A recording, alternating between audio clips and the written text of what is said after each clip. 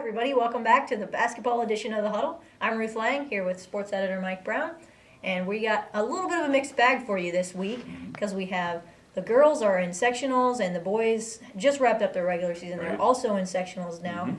But starting with the girls, impressive. West Branch girls are on a roll. They put the Screws to Poland last week, 54-18, and Melinda Trimmer outscored the whole team just by herself.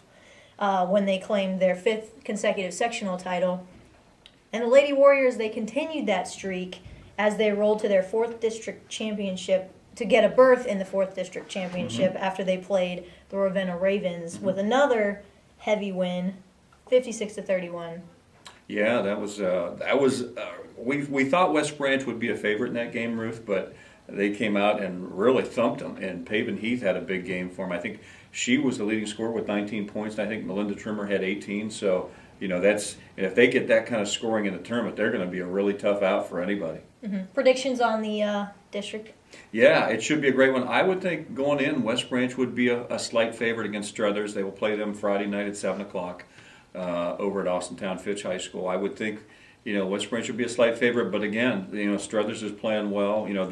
They knocked off, the Struthers Wildcats knocked off the number 1 seed, Lakeview, earlier this week. So, who knows what's going to happen. Like I said, I think West Branch would be a slight favorite going in, but, you still got to go play the game. So that's what it's all about. Anything can happen in tournament time. It sure is. That's why they call it Heartbreak Highway. Yep.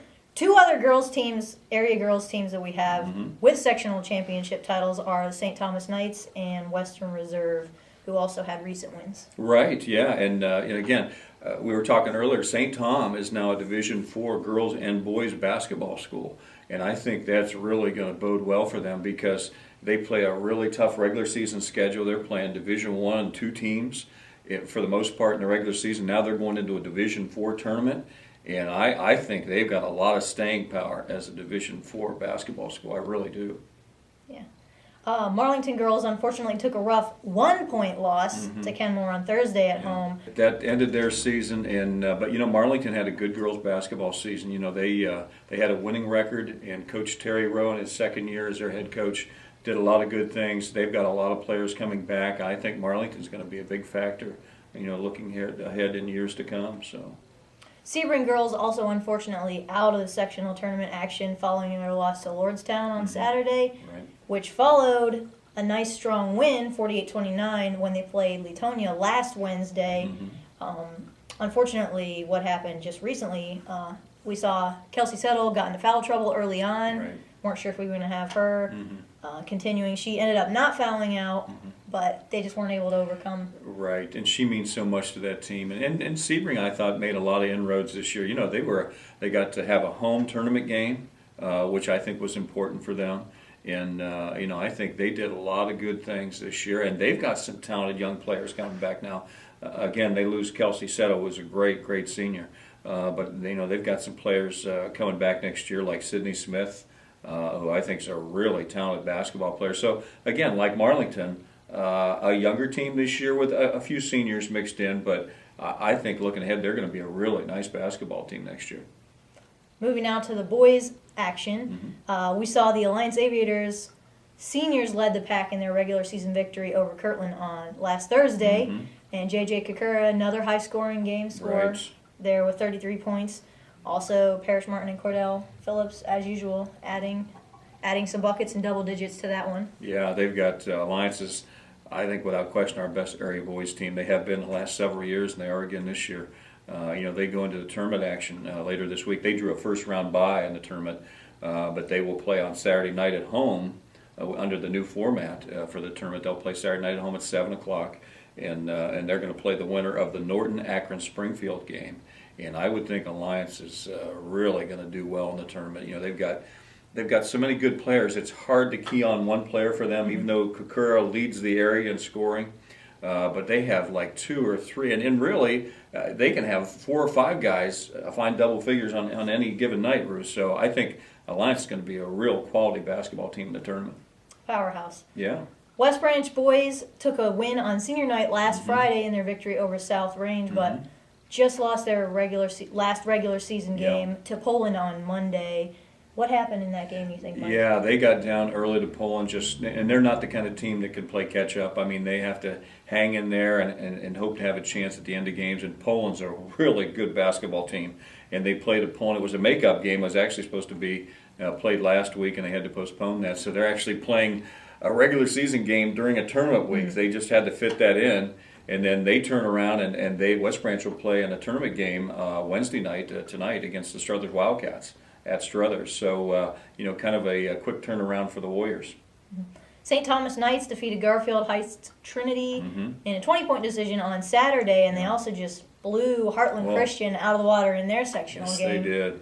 I'll tell you what, it goes back to what I was talking about, playing a tough regular season schedule. Now they're a D4 tournament team, and that's the proof in the pudding. They go out and just hammered Heartland Christian 105-34 on Tuesday night, and wow, I mean, what can you say about a game like that? So, I think they're going to be really tough in the tournament.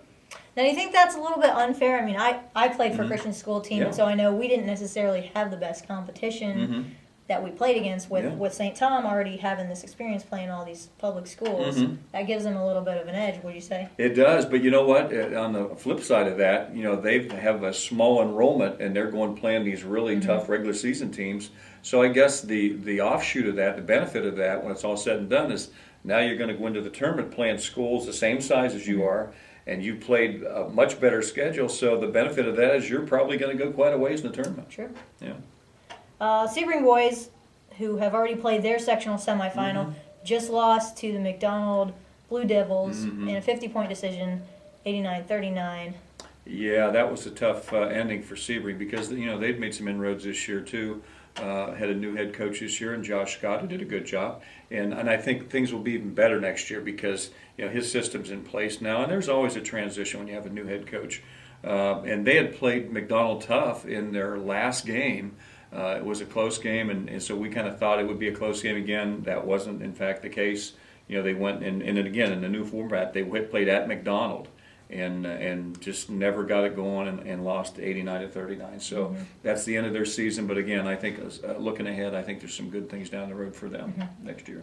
And also touching on Marlington boys, they lost their regular season finale against Canton South, but they have yet to play their semifinal action, correct? Right, and Marlington's had a really good season. They lost Struble last year, the top player in Stark County and the NBC Player of the Year to graduation, and everybody thought it would be a rebuilding season. It hasn't been. They're 16-6 going into the tournament. Now again, they've hit a little bit of a tailspin at the end of the regular season. They've lost a couple games, and I know Coach Evnich hasn't been pleased with that, but I think Marlington can be a good playoff team as well, and Marlington's a team. They're going to play tonight on Wednesday night. They've got a game against the Northwest Indians, and if they win that, and we assume they will win that, they would turn around and play again on Saturday night, and they would play the Coventry Comets. They would host the Coventry Comets at Marlington Saturday night if Marlington wins on Wednesday night. So, and they've had a good season too, the Dukes. We hit on a couple of the games that are going to be scheduled. Did we miss any?